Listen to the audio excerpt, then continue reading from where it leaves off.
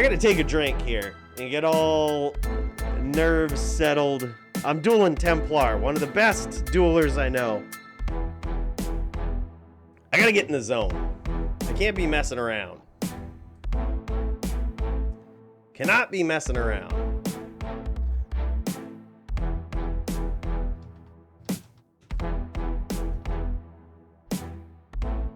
Here we go. Round 1. LLD. DFC. All right, he's coming in close. So maybe we can get some shots in. Oh. Oh, bam. That's why we do the GOH there. That ES can be a big problem. He wasn't expecting the GOH. Yeah, I think we might see him keep the distance here in round 2. Much like we saw with me versus Raiden last week. And that was a bit harder to get in. Round 2. Oh, big hit!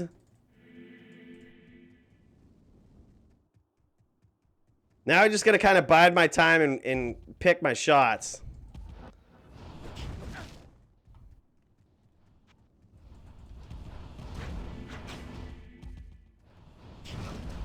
Oh, bam! GG. That was actually very close. I thought he might actually finish there with fireballs. He says, one more, then I bring VT. Charge hurts. Round 3. Spartans versus Coooley.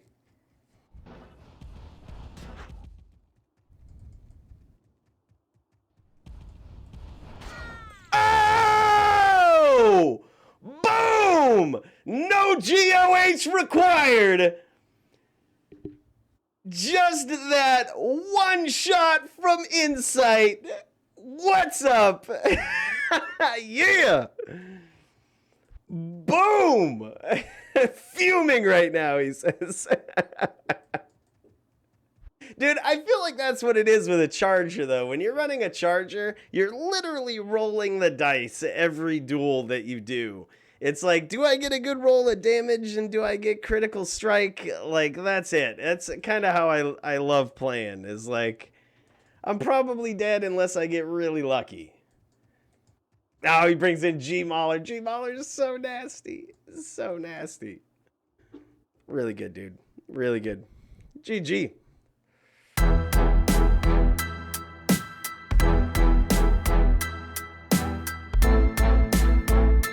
This is a bonus DFC Grudge match right here.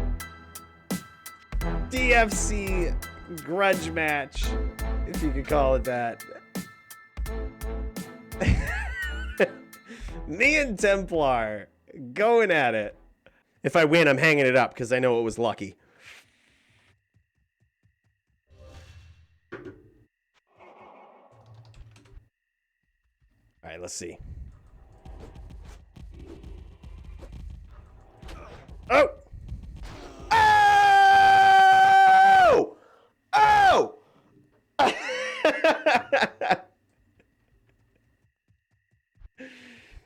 All right, now that it's very clear that I beat Templar, easy.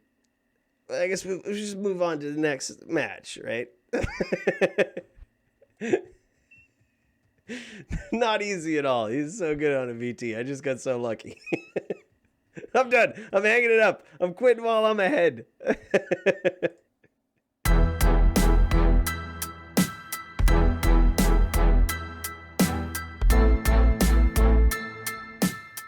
And here we go.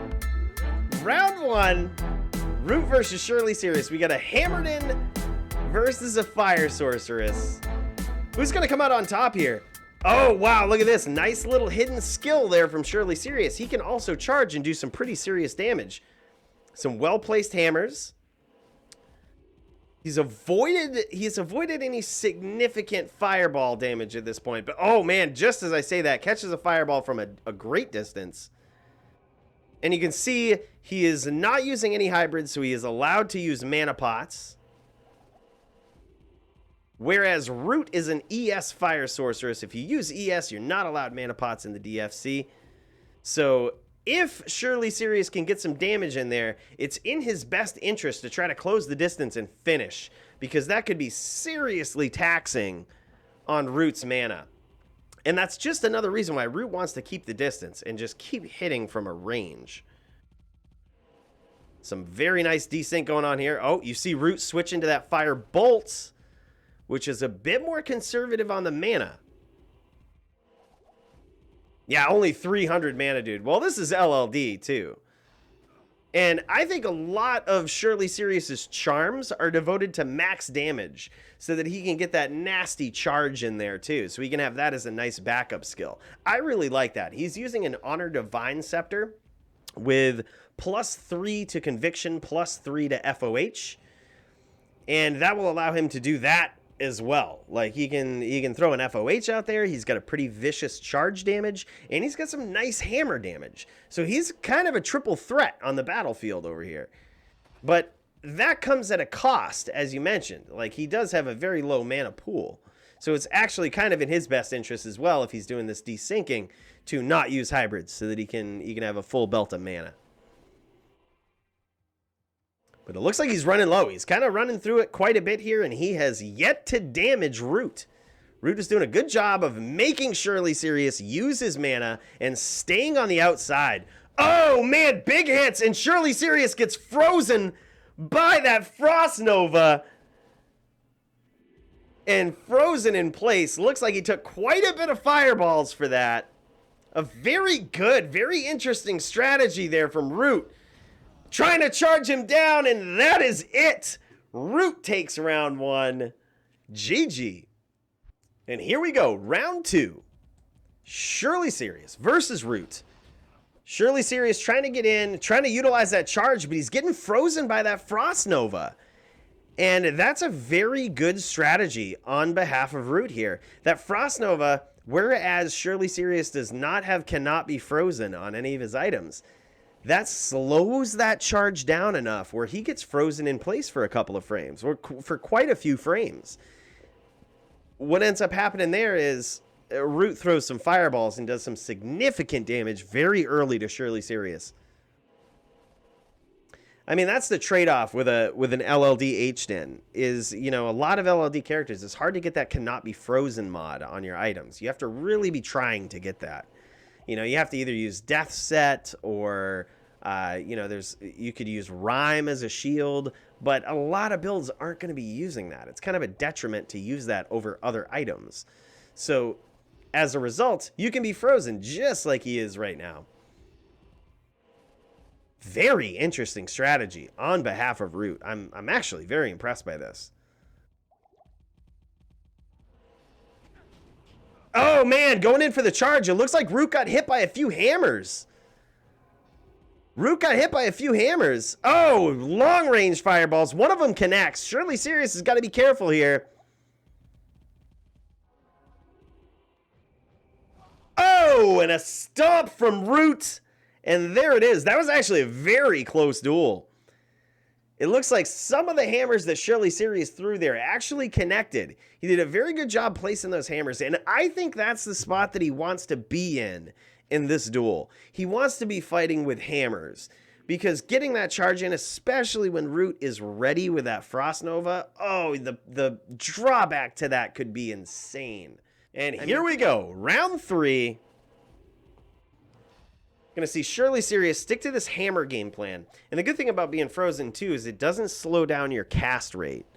So if he is frozen by some of these Frost Novas that Root's throwing out, it's not going to slow down that cast rate. He can still throw hammers at a pretty quick velocity.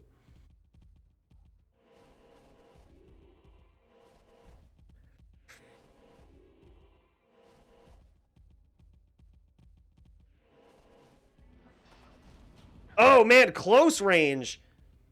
Surely Serious was out of mana there. He had a very low mana pool. But I think if he didn't, and he chose to throw some hammers there, that could have been very different. That could have been a very different scenario. because Root was right in that hammer range, man. Root trying to stay just out of range and throw those fireballs, trying to get them very well placed.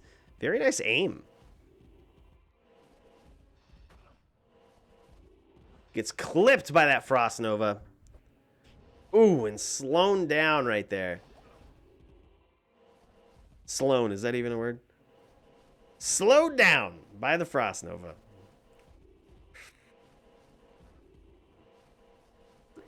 Shirley Series is doing a good job of keeping some hammer fields going. Oh, and you see him switching to meditation. Switching to meditation here as a way to sort of conserve mana. He realizes that in trying to hit Root with all of these hammers, he's going to be using a lot of mana. So he's trying to use it more efficiently now. I do like that strategy. He's realizing that this could be a long duel. He's got to be in this for the long run. Oh, and he catches a few fireballs right there. Very well placed from Root.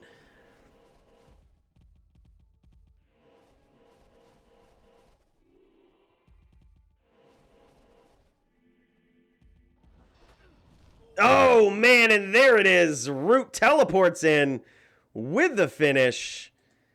And that's all she wrote. Ah, look at this. Style points with a pretty well-rolled Spirit Longsword. I love this. He's using Frostburns. He's using these because it cuts down 10 strength on the strength requirement. And Frostburns are his heaviest item. So he's using those. He can put those 10 points into Vitality. Very good choice there. Not even anything socketed in the helm, but a very nice helm. 230-20. Sick boots, too. Faster hit recovery, faster run walk, mana, cold, and light res. Jesus. Nice LLD boots. Yeah, if an item is ethereal, it lowers the requirements of it. 10x Grand Charms, 10x Small Charms. I like this. A Shale Rune in the Visceratant for faster block rate. I really like that. A very nice Energy Shield buff wand here. Ooh, look at that amulet too. PLR. That is not dead in LLD. It's a very nice bonus skill to have on those amulets. And you'll see a lot of people do this right here. Use P skulls in their in some of their items in LLD. Especially with a build such as an ES Sorc, where you can't use mana pots, he needs to regenerate mana somehow. That P Skull will help you do that. And it also replenishes life. Very GG. And a nice low-level dueling belt right here, crafted with 10 cast, 17 faster hit recovery, 20 mana, and regen mana 8%. GG, man.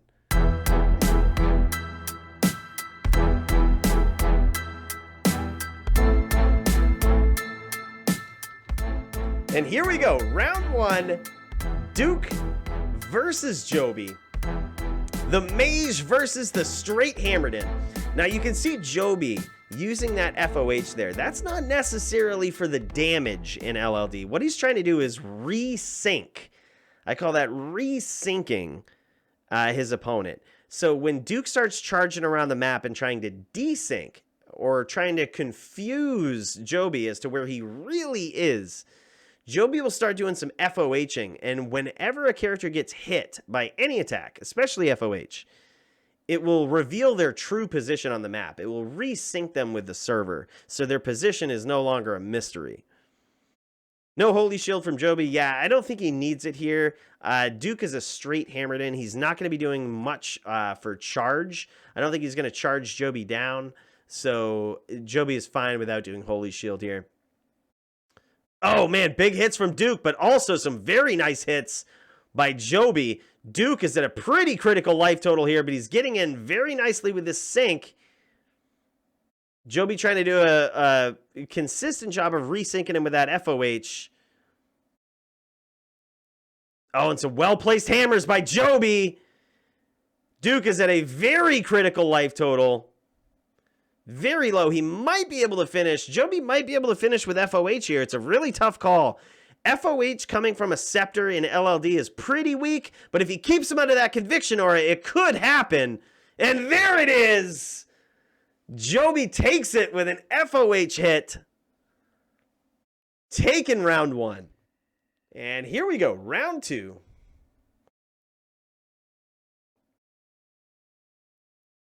And Joby trying to get a nice sync going on. Oh, man, I figured that might happen right there. He charged down, and it looks like Dook was desyncing, and Joby was trying to do the same thing. Joby charged right down into Dook's path there, and that is always, it's sort of a crapshoot when you're, when you're in these duels, because your opponent could be right where you are, and you don't know it. And Joby takes some significant damage here. And Dook is untouched. Very good hammer placement there from Joby, but it looks like Dook might have narrowly avoided those. This sync from Dook is insane. Dook is sync king, man. Looks like Joby regenerating some mana here.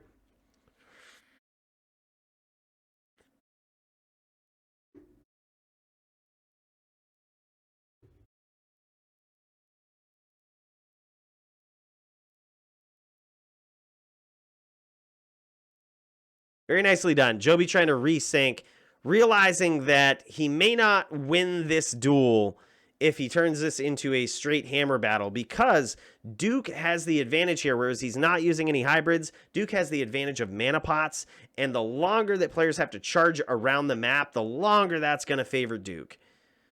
So I like Joby's strategy here of kind of switching it up. Very nicely done. And he actually connects on Dook with a couple of hammers.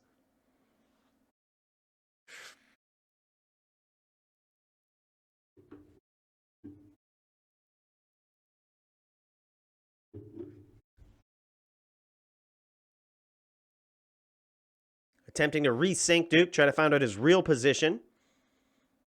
And it's a very good call on Joby, too, because that allows him to sort of have the advantage when it comes to sync, because he knows where his opponent is, and then he can start his own sync and, land some well-placed hammers, which it looks like Dook might have actually run into there. It's hard to tell at this angle, but those are very well placed, and the way that Dook was charging up, he might have actually hit some of those. Yeah, it looks like he ate one. Oh, a very clutch spot. Joby trying to stay ahead, but gets clipped by a hammer.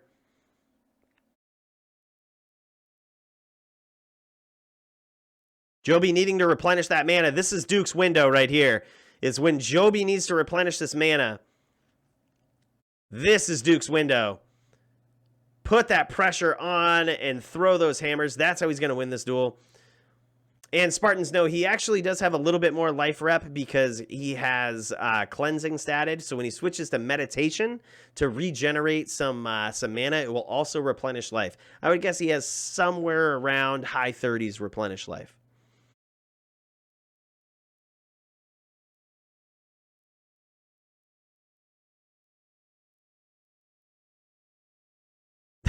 Joby's stunting. He's like, allow me to inform you while I duel. Allow me to inform you. Oh, man. Good hammers from Joby. Those are very well placed. He's exhausted a bit of his mana here. Oh, and Dook is in trouble. Dook is trying to regenerate some mana of his own here. You see him switching to Insight? That suggests there that he might be very low on mana pots. But he's got a very nice desync going on. Dook is so good at that. Skills are carrying through to LLD with that desync, but he's at such a critical life total. Oh, and there it is. Dook gets clipped by a hammer. Joby takes round 2. And here we go. Yeah, because it looks like Joby is not using max block, and it does appear as though Dook has an Insight on his switch. So if he has like an Insight Rune Staff, or if he has an Insight Partisan, he could actually get some pretty significant damage in with Charge as a backup skill.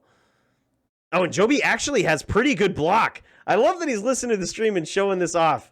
He actually does have pretty sick block. He just casted Holy Shield just in case. Just in case Dook takes that angle. And Dook is in some serious trouble here. He's eating a lot of hammers. Oh, man, and Joby tries to telestomp with EOP there and eats a lot of hammers for his troubles. And now it is a sync battle. Joby's trying to regain an edge here, trying to get his sync going. But Dook is on top of it.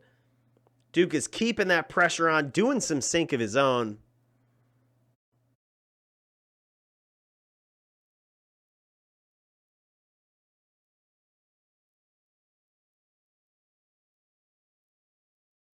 Joby switching to the FOH, trying to resync Dook, try to punish him for trying to regen that mana. Just keep that constant damage on him. Oh, and there it is. Some well-placed hammers from Joby.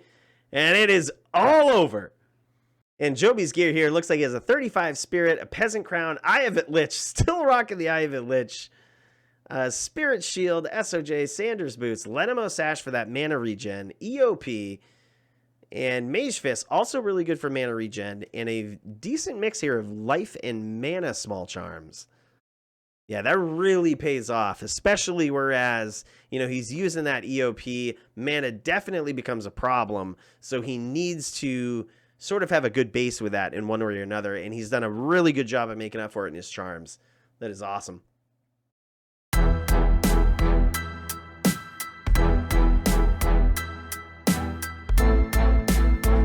And here we go, round one. Doom versus Danzeva. So we got a Cold Sorc versus, I do believe Dan is a Kicksin. I believe that's what this character is. In HLD last night, we actually saw Doombringer do very well against a Kicksin, but it was a very close matchup. He just lost by the skin of his teeth. He's off to a better start here in LLD, doing some significant damage to Dan. And Lilith, aka Doom, is untouched, and there it is, some clutch Ice Blasts. And Lilith, aka Doom, takes it. And here we go, round two.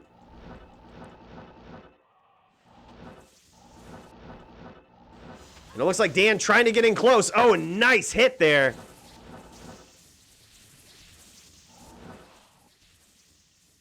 Trying to stay out of the way of those blizzards. The thing is with Doombringer, he is a very next level sorceress, man. Oh, look at this. Very nice closing of the distance there from Dan. Dan appears to have switched up some of his items here from the stash for round two. He's taken a lot less damage from these blizzards, but he's still in a lot of trouble, and there it is! Doom wins round two. And here we go, round three. So Dan has switched up his setup here. He's going to try something a little different. Oh, very nice. Dan teleports in, closes that distance. Looks like he might have switched to EOP here. I think that's a very clutch call. Oh, man, big kicks from Dan. But he gets caught with a Blizz. And Lilith, a.k.a. Doom, has stayed out of the way of any significant damage.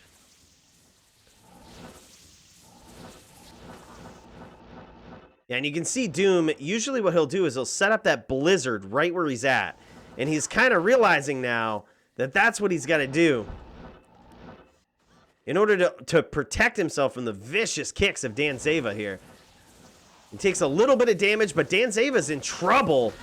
Teleports in, but Doom has a blizzard waiting right there for him.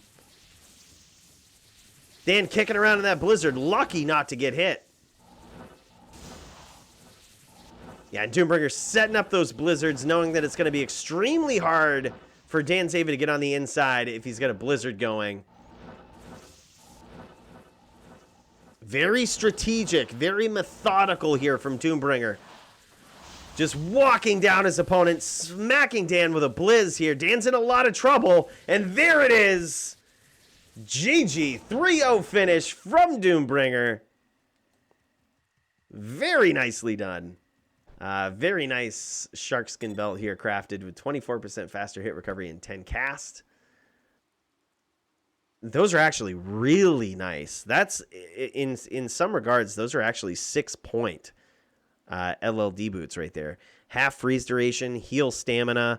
We've seen cannot be frozen comes at a premium in LLD. So half freeze duration is actually just not bad.